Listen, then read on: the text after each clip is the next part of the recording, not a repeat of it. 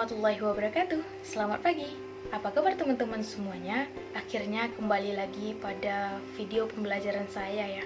Yang dimana video ini merupakan salah satu tugas yang saya tunggu-tunggu. Akhirnya siap juga karena ini merupakan salah satu tagihan tugas ya dari dosen saya pada mata kuliah belajar dan pembelajaran.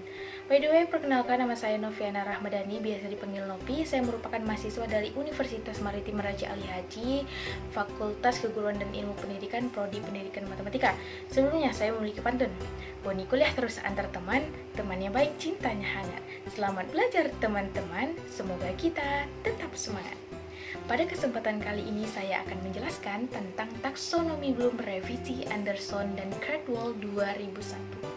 Nah teman-teman, tentu saja agar proses pembelajaran dapat menghasilkan siswa yang berkompeten, yang berprestasi, maka disusunlah suatu taksonomi Bloom yang dipublikasikan pertama kali pada tahun 1956 dengan judul Taxonomy of Educational Objective, The Classification of Educational Goals. Sehingga timbullah definisi dari taksonomi Bloom itu adalah struktur yang hierarki, artinya yang bertingkat mendefinisikan keterampilan berpikir mulai dari jenjang rendah sampai jenjang yang paling tinggi.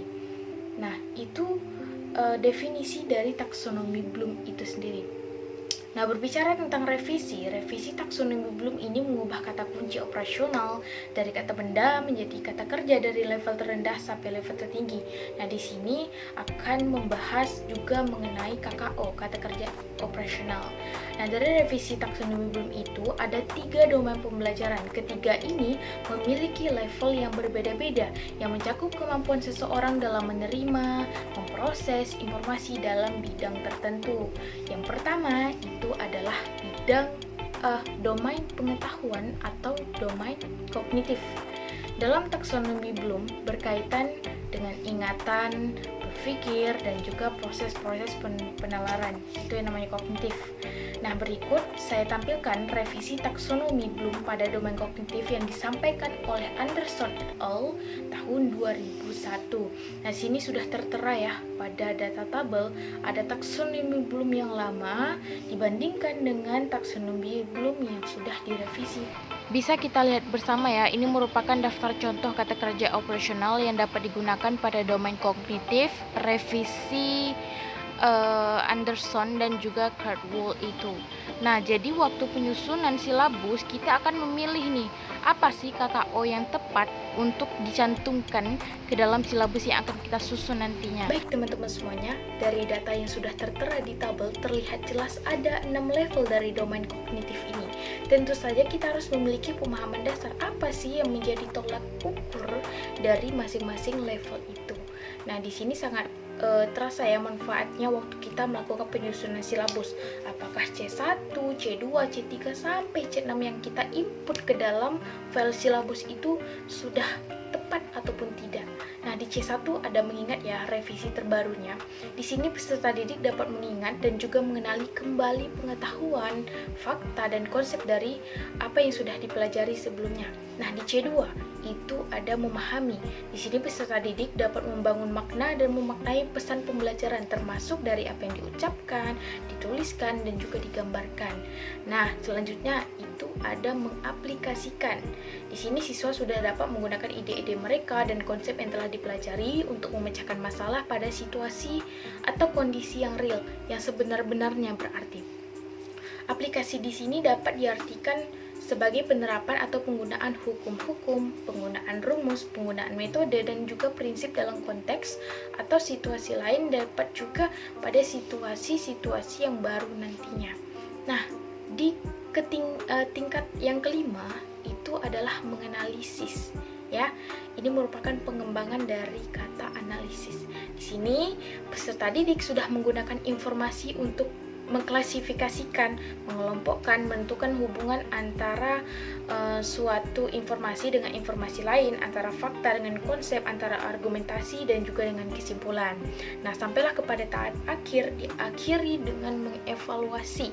Ini merupakan pengembangan dari evaluasi sebelumnya ya. Pada tahap ini, peserta didik itu sudah menilai suatu objek suatu benda atau informasi dengan kriteria tertentu. Subkategori untuk mengevaluasi ini biasanya itu ada membuktikan, memvalidasi, memproyeksi, mereview, mengetes, meresensi, memeriksa, dan juga mengkritik itu pada level yang paling tinggi di domain kognitif ini. Oke, tadi kan ada 3 domain. Yang pertama domain kognitif yang barusan kita bahas. Selanjutnya itu domain yang kedua adalah domain afektif. Caldwell et al. Pada tahun 1964 menyatakan bahwa domain afektif itu merupakan domain yang meliputi rasa, nilai, apresiasi, antusiasme, motivasi, dan juga sikap. Nah, mungkin sebelumnya kita memang mengenal ataupun loyal, kita dengar dengan afektif itu sikap dan sikap gitu kan. Kompetensi siswa yang sangat mencerminkan afeksi yang baik dapat terlihat dari sikap kedewasaan yang sesuai dengan usia dan perkembangan siswa yang tercermin pada perilaku atau attitude sehari-hari pada proses pembelajaran baik di dalam kelas maupun di luar kelas. Nah, di sini mungkin ada beberapa contoh ya perilaku yang mencerminkan sikap ataupun afeksi yang baik dari siswa, seperti disiplin dalam menjalankan semua kewajibannya terkait proses pembelajaran, contohnya membuat tugas ya, bertanggung jawab atas apa yang dilakukan, semangat dan antusias dalam mengikuti pembelajaran, misalnya membangunlah interaksi dua arah antara dosen dan juga guru. Jadi berani mengungkapkan pendapat, terus tidak diam-diam saja di kelas. Selanjutnya itu adalah menghormati serta menghargai guru dan teman sebaya dan sebagainya. Itu merupakan salah satu sikap yang sangat penting diterapkan bagi seluruh mahasiswa atau mahasiswa.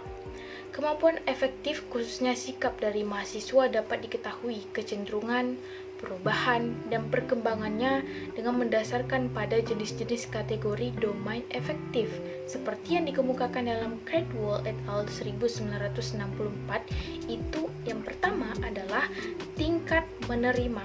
Tingkat ini di mana mahasiswa memiliki keinginan menerima atau memperhatikan receiving atau attending suatu rangsangan atau stimulus yang diberikan dalam bentuk persoalan, situasi, fenomena, dan sebagainya. Contohnya ini seperti kemampuan dalam tingkat menerima adalah mahasiswa bersedia untuk mendengarkan temannya yang berbicara dengan respect itu. Jadi tidak masa bodoh ketika temannya mengajukan pertanyaan ataupun menjawab apa yang dilontarkan pertanyaan oleh dosen gitu. Yang kedua, itu adalah tingkat menanggapi. Tingkat di mana mahasiswa mereaksi atau menanggapi responding tadi suatu rangsangan atau stimulus yang diberikan dalam bentuk persoalan, situasi, fenomena, dan sebagainya. Contohnya itu seperti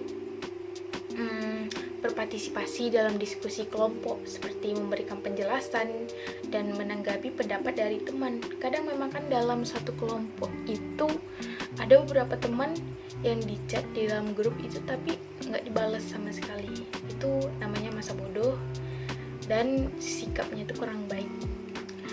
Selanjutnya itu adalah tingkat menerima dan juga menghargai adalah suatu yang sangat disodorkan kepadanya. Contoh itu seperti mengajukan rencana untuk perbaikan kehidupan masyarakat, itu juga termasuk ke dalam domain-domain afektif itu sendiri.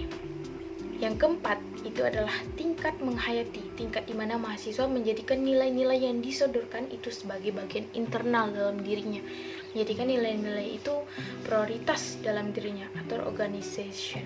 Contoh itu seperti memprioritaskan waktu untuk belajar, membantu teman, dan sebagainya. Yang kelima itu adalah tingkat mengamalkan. Tingkat di mana mahasiswa menjadikan nilai-nilai itu sebagai pengendali dalam perilakunya dalam kehidupan sehari-hari sehingga menjadi gaya hidup, karakter dirinya sendiri begitu. Contoh seperti kemampuan dalam tingkat mengamalkan dan menunjukkan sikap mandiri ketika dia bekerja, baik itu dalam bekerja mandiri maupun bekerja dalam tim. Oke, baik teman-teman semuanya. Di sini kita sudah memasuki kepada domain yang ketiga dari revisi taksonomi Bloom, yaitu domain psikomotorik. Taksonomi Bloom yang dituangkan pada buku 1 dan 2 tidak menyebut tentang domain psikomotorik.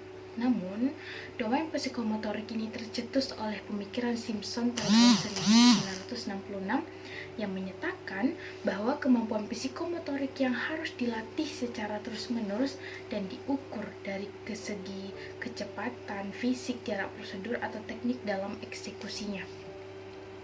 Nah, teman-teman, di sini ya ada beberapa contoh yang termasuk ke dalam kategori domain psikomotorik itu seperti mendemonstrasikan, memerankan dan sebagainya.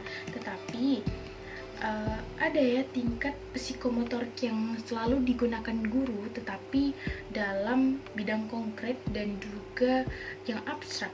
Nah, yang konkret ini tingkatnya yang pertama itu adalah meniru, yang kedua adalah membiasakan, yang ketiga itu mahir, dan yang keempat itu adalah alami. Nah, di sini terakhir itu adalah tindakan orasional. Dan juga sudah dilengkapi dengan kata kerja operasional yang bisa kita pakai nantinya waktu tahap penyusunan silabus. Yang terakhir itu adalah kata kerja operasional domain psikomotorik abstrak ya.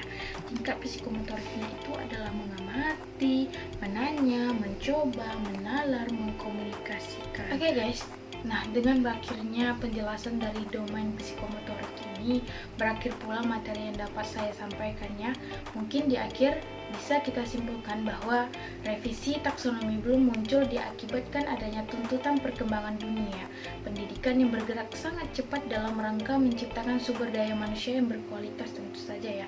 Revisi taksonomi Bloom itu sangat-sangat berusaha membantu dunia pendidikan melalui penyusunan perangkat pembelajaran berupa RPP yang sangat syarat akan instruksi ketercapaian tujuan pembelajaran melalui penggunaan kata kerja yang tepat. Tadi kata kerja operasional itu sangat penting untuk kita memilih yang tepat bagi siapa sih yang akan menjadi objek pendidikan kita.